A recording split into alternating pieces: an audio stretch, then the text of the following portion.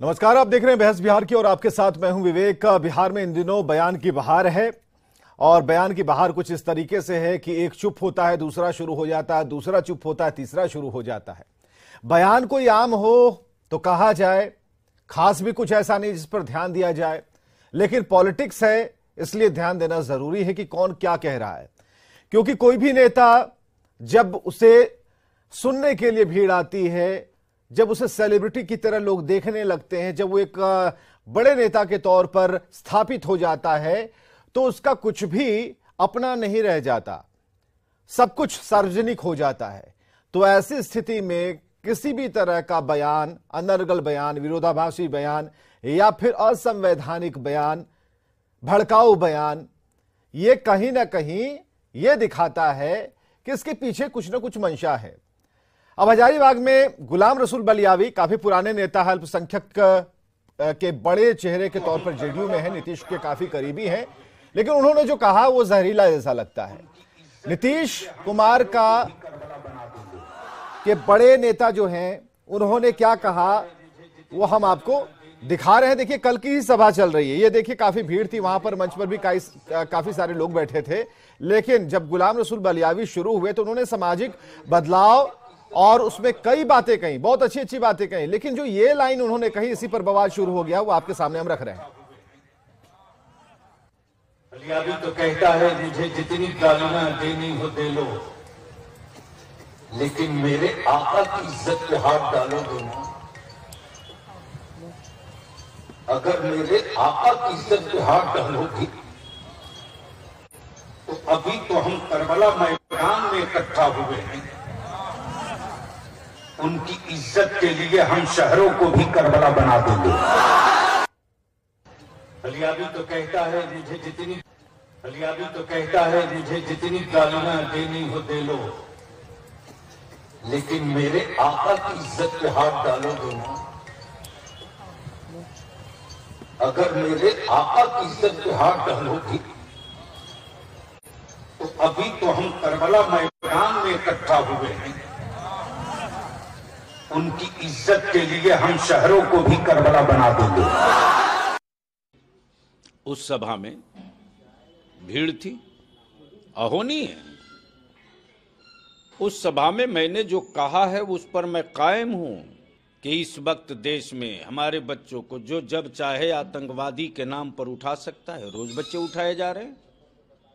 20 साल 18 साल बच्चे हमारे जेल की सजा काट कर बाइज्जत बरी हो रहे हैं। लाइफ क्रॉस, पैगंबर मोहम्मद सल्लल्लाहु अलैहि वसल्लम की इज्जत पे कोई कहीं से हाथ डाल दे रहा है। हमारे बच्चे अगर सड़क पर निकल जाए आंदोलन करने के लिए, दुख व्यक्त करने के लिए, प्रोटेस्ट करने के लिए, तो गोली मार दी जा रही है। भाई, इनके बयान में यहीं से हमारे और तुम्हारे, हमारे बच्चे उनके बच्चे, हमारे लोग उनके लोग करबला का मैदान बना देंगे, इतना आसान है क्या? अगर इतना आसान होता तो बहुत कुछ हो गया होता। लेकिन अगर इन्होंने बयान दिया तो क्यों दिया? इसके पीछे इनकी सोच क्या थी? उस भीड़ को ये क्या करना चाहते थे? क्या कोई उन्माद की मंशा थी? किस तरह का पॉलिटिकल माइलेज लेने की कोशिश चल रही थी? किसी खास वर्ग को अपनी तरफ आकर्षित करने के लिए कितना जहर उगला जा सकता है? कोई किसी की इज्जत क्यों लेगा?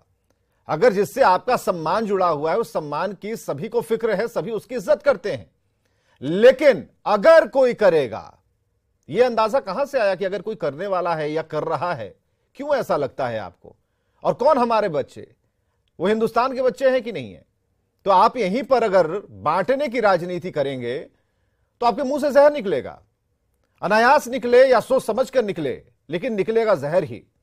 आज हमारे साथ इस डिबेट में असफर शमशी साहब प्रवक्ता बीजेपी से हैं, लव कुमार सिंह जेडीयू समर्थक हमारे साथ हैं, प्रोफेसर विनीत सिंह एलजेपी रामविलास से हमारे साथ हैं, मुकेश कुमार राजनीतिक विश्लेषक हमारे साथ मौजूद। सबका एक साथ बहुत बहुत स्वागत करना चाहेंगे।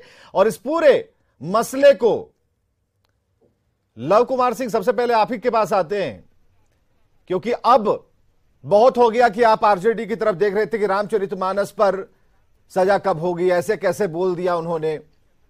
अगर दूसरे धर्म पर बोला होता तो ये हो जाता। जो रामचरितमानस है उस पर बोला इसलिए कुछ नहीं हो रहा है। एक्शन कब होगा? सीएम ने समझा दिया, लेकिन तब भी डिमांड थी एक्शन कैसे ना हो। लेकिन आज जो है एक्शन करने की बारी आपकी है।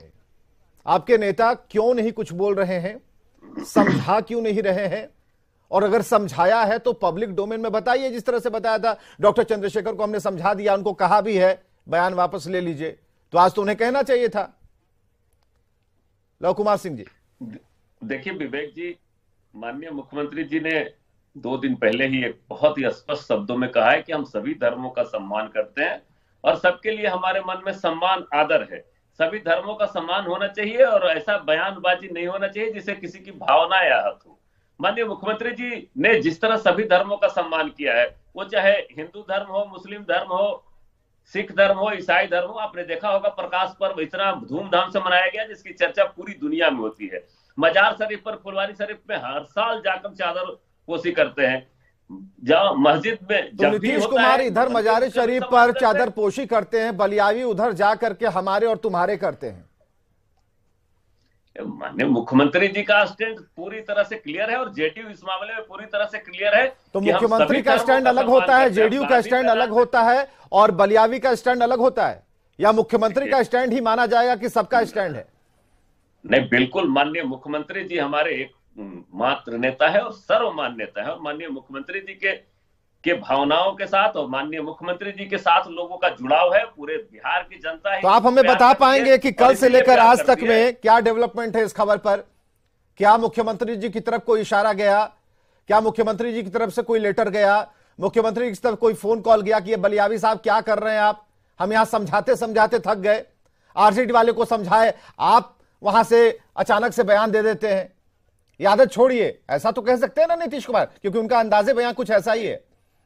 नहीं, बिल्कुल बिल्कुल, आप माननीय हमारे प्रदेश अध्यक्ष जी ने इस पे स्पष्ट रूप से कहा है और बाकी चीजें भी आप देख ही रहे हैं, सारी चीजें पब्लिक डोमेन में है। लेकिन मैं तो इस बात के लिए मुख्यमंत्री जी को धन्यवाद देता हूं कि जितना हिंदू धर्म का इज्जत करते हो, मंदिरों में भी जाते हैं, मस्जिदों में भी जाते हैं, गांधी मैदान में नमाज अदा होती है उसमें जाते हैं, चादर पोसी तो किसी भी साल मजार शरीफ में, फुलवारी शरीफ हम तो आपसे गुलाम रसूल छोड़ते नहीं है। हम तो आपसे गुलाम रसूल बलियावी वाला प्रश्न पूछ रहे हैं, आप नीतीश कुमार वाला जवाब दे रहे हैं। नहीं, जवाब तो नीतीश कुमार, नेता हमारे नीतीश कुमार जी हैं, आदरणीय नीतीश कुमार जी के तो गुलाम रसूल बलियावी क्या है?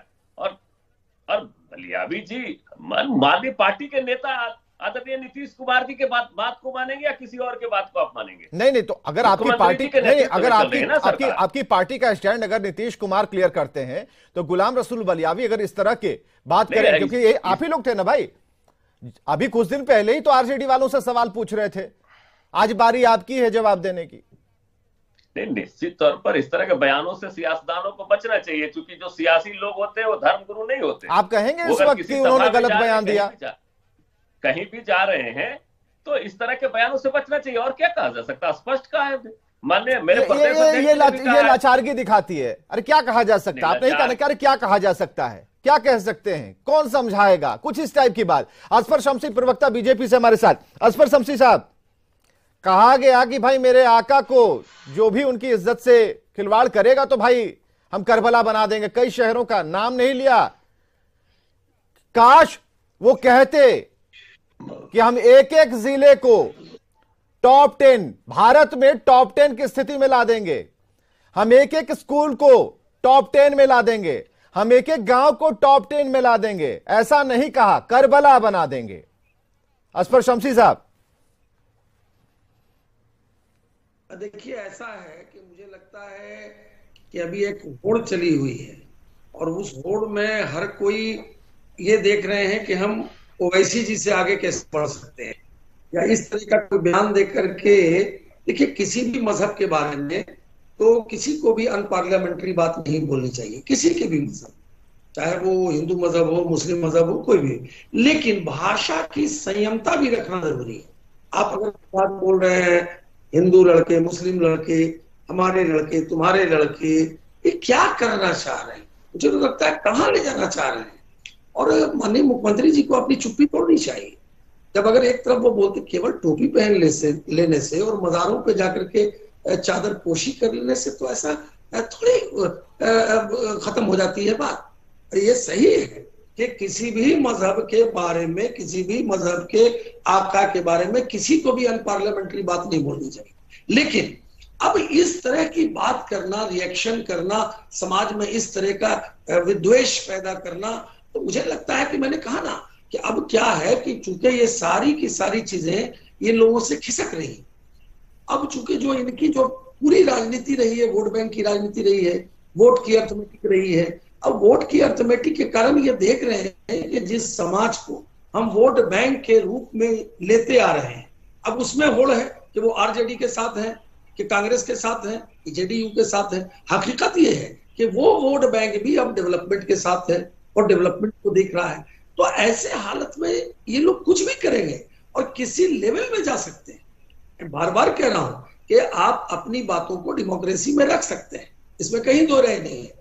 यह भी सही है कि आप किसी के धार्मिक गुरु के बारे में भी किसी को भी ये अधिकार नहीं है कि वो अनपार्लियामेंट्री बात बोले, लेकिन आप इस तरह का करा के क्या करना चाहते हैं, ये आप बहुत शर्मनाक है। और इसकी जितनी भी मतलब के निंदा की जाए कि आप इस प्रकार से देश को तोड़ने की कोशिश कर रहे हैं। जब हमारे प्राइम मिनिस्टर साहब बोलते हैं कि भाई हम तो एक हाथ में अकलियतों के लैपटॉप चाहते हैं और एक हाथ में कुरान शरीफ चाहते हैं, इसका मतलब है कि हमारा तो विजन है। जब हमारा विजन ये है कि हम समाज के सभी वर्गों को लेके चलना चाहते हैं, समाज के अंतिम सीढ़ी पर जो व्यक्ति बैठा है, कास्ट, क्लास, एक छोटा सा सवाल जरा पूछने दीजिए, एक छोटा सा सवाल जरा लव कुमार सिंह जी से पूछने दीजिए। लव कुमार सिंह जी, जब आरजेडी के दो लीडर, एक ही लीडर को लेकर चली डॉक्टर चंद्रशेखर को, जब उनसे सवाल किया जा रहा था तो ये हो रहा था कि नहीं बीजेपी वाले ही बहका रहे हैं, बीजेपी वाले इसके पीछे हैं।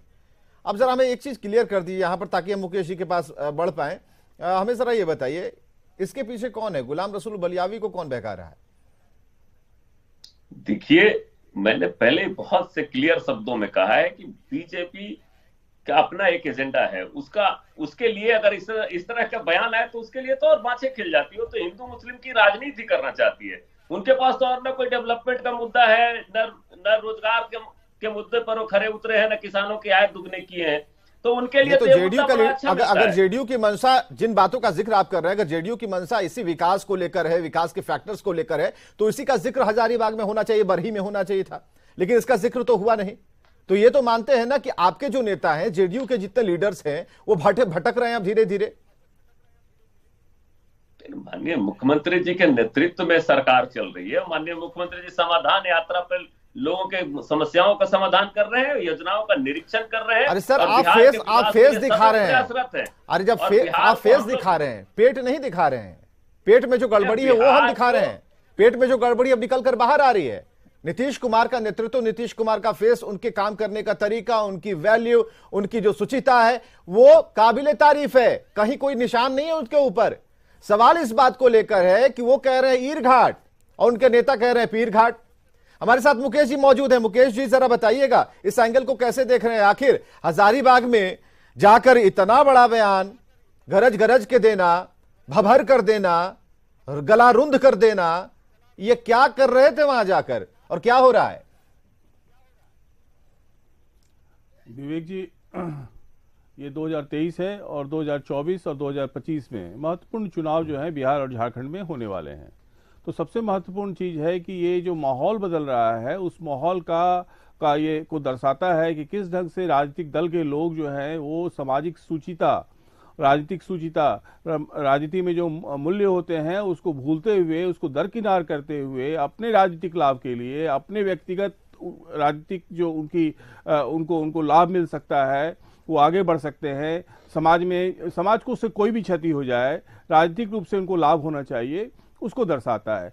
जिस ढंग की बयानबाजी बलियावी साहब ने की है, उस बड़े सुलझे हुए नेता के रूप में जाने जाते थे, पुराने नेता के रूप में जाने जाते थे, बड़ा उनका राजनीतिक उनकी उम्र जो है, उनका अनुभव जो है काफ़ी पुराना है, वो राज्यसभा के सांसद रह चुके हैं और प्रतिष्ठित नेता के रूप में वो जाने जाते थे। लेकिन जिस ढंग की बयानबाजी शुरू हुई, इस बात को मैं इसलिए बार बार जिक्र कर रहा हूँ, तो इस बात को दर्शाता है कि कहीं ना कहीं एक माहौल जो है, जो राजनीति का एक माहौल था, फिजा था, वो चुनावी फिजा के रूप में बदलने लगा। और एक अजीब बयानबाजी जो है वो शुरू हो गई है, जिसका आपने पहले भी जिक्र किया कि अलग अलग पार्टी के बड़े नेता जो है इस बात का जिक्र कर रहे हैं। क्या दर्शाता है? ये यही दर्शाता है विवेक जी कि राजनीति जो है अब चुनाव के मुद्दे पे, चुनाव जिसको इलेक्शन मोड कहते हैं, उस पर धीरे धीरे आ रहा है। और इससे सबसे बड़ी क्षति अगर जिस दल से भी हो, क्योंकि बलियावी जी अभी जनता दल यू के नेता हैं, तो जनता दल यू को इस पर निर्णय लेना होगा, मुख्यमंत्री जी को इस पर निर्णय लेना होगा कि आने वाले समय में कहीं ना कहीं समाज में जो एक इस ढंग की समरसता अभी है, विशेषकर बिहार और झारखंड में, उसको आघात नहीं किया जाए और उसके दुष्परिणाम दिखाई पड़ने लगेंगे। तो इसको रोकने के लिए तत्काल एक निर्णय जो है वो लेने की जनता दल यू को जरूरत है। बिल्कुल सही कहा आपने। और इधर पर हमारे साथ एक और हमारे मेहमान हैं, प्रोफेसर विनीत सिंह है एलजेपी रामविलास से। विनीत जी, बात तो चल रही है और इस पर बराबर आपकी पार्टी की तरफ से भी वही लाइन होती है जो बीजेपी कहती है, और कई बार आपके ऊपर आरोप भी लगते हैं कि आप तो बीजेपी के साथ हैं ही, अभी फिलहाल अलग अलग दिखते हैं। हालांकि ये मसला नहीं है कि आप बीजेपी के साथ हैं या फिर आपकी मंशा उनसे मिलती है, आपकी फ्रीक्वेंसी उनसे मैच करती है या आपकी बात मैच करती है। सवाल इस बात को लेकर है, ये जो घमासान बेवक्त सामने आया है, ये जो बयान बेवक्त सामने आया है, हमारे लिए हो सकता है ये बेवक्त हो, वहां पर क्या तलाशा जा रहा था इसे आप परख पाएंगे? और क्या ये ऐसी राजनीति में ऐसे बयान किसी ऐसे प्रतिष्ठित नेता की जुबान से सही लगते हैं? सही मायने में बताइएगा। विवेक जी, पहले तो आप सभी को, पैनलिस्ट को और आपको विशेष करके गुड इवनिंग, नमस्कार। और पहले मैं व्यक्तिगत रूप से एक बात कहना चाहूँगा कि ये जो मौलाना जी हैं, ये पहली बार ऐसी अनर्गल प्रलाप नहीं कर रहे हैं, ये कई बार कर चुके हैं। आखिर ये करते क्यों नहीं हैं? एक बार ये करके तो देखें भाई। जो माँ भारती के जो सच्चे सपूत हैं, हम सड़क पे आएंगे इनको रोकने के लिए। अब मैं बात करूंगा प्रवक्ता के रूप में। देखिए, जो ये मौलाना जी जो शागिर्द हैं जिस नेता के, जो बिहार के मुखिया हैं, वो भी बांटने का ही काम करते हैं, चाहे दलित हो, महादलित हो, पिछड़ा अति पिछड़ा की बात कर लें तो ये उनसे अलग नहीं है। शागिर्द रहे हैं, पहले मुझे बोल लेने दीजिए, जब रहे थे तब रहे थे, अभी फिलहाल आपके साथ हैं।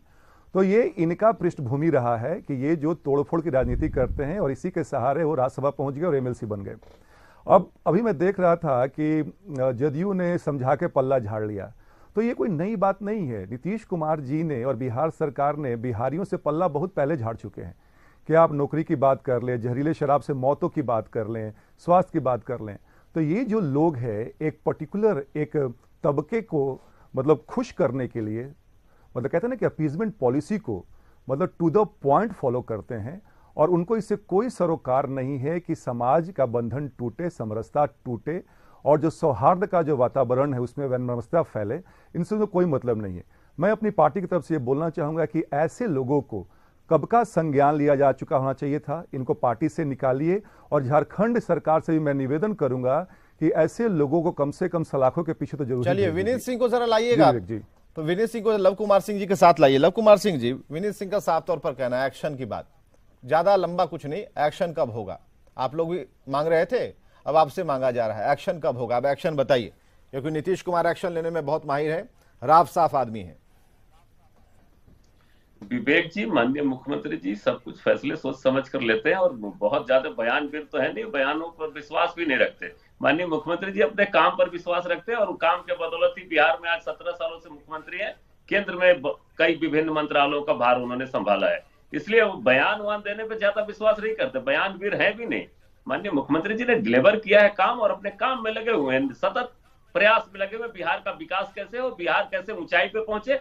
बिहार जहां 800 मेगावाट भी बिजली खपत नहीं होती थी, 7000 मेगावाट पे पहुंच गया। जहां 860 किलोमीटर सड़कें थे, आज 1,22,000 किलोमीटर उन्हीं सड़कों पर सवार होकर आपके नेता जाते हैं और इस तरह का बयान देते हैं। क्या मतलब ऐसी सड़कों का? उससे बढ़िया तो वही खटारा वाली सड़कें थी, न जाते, बोल्डर में फंस जाते, बयान नहीं दे पाते उधर जाकर। बयान इस तरह के बयानों से तो किसी को भी बचना चाहिए और किसी के भी धार्मिक भावनाओं को ठेस पहुंचाने का किसी भी विनीत जी चाहे किसी धर्म का। विवेक जी, मुख्यमंत्री जी बयानवीर नहीं है लेकिन अनिभिज्ञ वीर हैं, उनको कुछ भी पता नहीं रहता है बिहार में क्या घटना घटी रहती है। कल आरा में गए थे, वहां पे किसान ने पूछा कि 10 साल से नहर में पानी नहीं आ रहा है, और सुन के फिर आगे बढ़ गए। किस तरह की बात करते हैं जदयू के समर्थक। बिहार की जो स्थिति है वो पूरी दृष्टिगोचर है आपके माध्यम से, मीडिया के अन्य प्लेटफॉर्मों के माध्यम से। अब एक बात बताइए कि ये जो मौलाना जी जो हैं इन पे अब तक कार्रवाई क्यों नहीं हुई है? मुझे तो लगता है विवेक जी ना, ये जो डिस्ट्रैक्शन का काम किया जा रहा है। देखिए 4 दिन पहले चंद्रशेखर यादव ने कुछ बोल दिया रामचरितमानस के बारे में, अभी ये बोल रहे हैं ताकि जनता का जो मूड है ना वो भटका रहे, क्योंकि काम तो करना इनको है नहीं। आप कहीं से बात उठा लीजिए या जहरीली शराब से मौतों की बात ले लीजिए। अभी ये बात बोले थे बिजली के बारे में।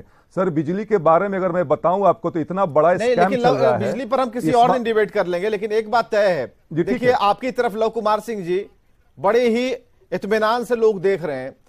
यहां तक कि जो हमारे राजनीतिक विश्लेषक है मुकेश जी, उन्होंने भी अपनी बात कही, कहीं से भी सही नहीं है, ये आप भी मान रहे हैं। लेकिन बात यह है ना कि अगर कड़ाई नहीं करेंगे, क्योंकि हमने देखा वशिष्ठ नारायण सिंह, जब सुधाकर सिंह पर एक्शन हुआ तो वशिष्ठ नारायण सिंह ने बड़ा अच्छा बयान दिया। उन्होंने कहा कि एक्शन हुआ है तो इससे पार्टी संगठन के अंदर अनुशासन पैदा होगा और हर कोई ऐसी बात करने के पहले सोचेगा। तो अगर इस पर एक्शन होता है, और नीतीश कुमार सही पहले भी कह चुके हैं कि भाई हम धार्मिक भावनाओं को आहत करने वाला कोई भी बयान या ऐसे मसलों को लेकर थोड़ा सा चुप्पी रहने में भलाई है। तो ऐसे में अपने नेताओं पर बिल्कुल उन्हें कसने के लिए जरूरी है कि एक्शन हो। हम आशा करते हैं कोई एक्शन जरूर होगा। हालांकि यहां पर 24 घंटे से ऊपर का वक्त बीत चुका है और देखते हैं कितना वक्त लगेगा। नीतीश कुमार अगर कुछ कहते नहीं हो करके दिखाते हैं तो देखते हैं कि कब तक गुलाम रसूल बलियावी, जो कि उनके खास चेहरों में से एक है, उन पर एक्शन होता है या कोई बात ऐसी समझाने वाली बात नीतीश कुमार कर पाते हैं। बहुत बहुत शुक्रिया हमारे साथ आने के लिए, इस चर्चा में, इस डिबेट में शामिल होने के लिए, अपनी बात रखने के लिए। खबरें लगातार जारी हैं।